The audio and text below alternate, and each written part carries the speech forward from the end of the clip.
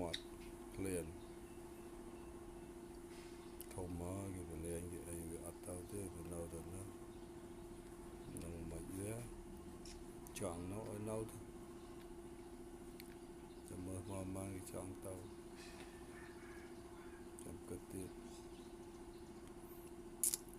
mà lâu cái thôm mỏ nó cái nó chơi chậm về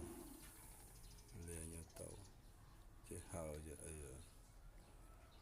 cái nào toàn tao nó mà miền túi này thôm mỏ này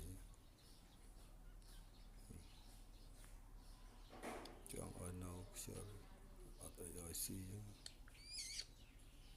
chọn ở tàu vinh hào từ này bạn mà cái hòn lụa tiết tiết chạy san lụa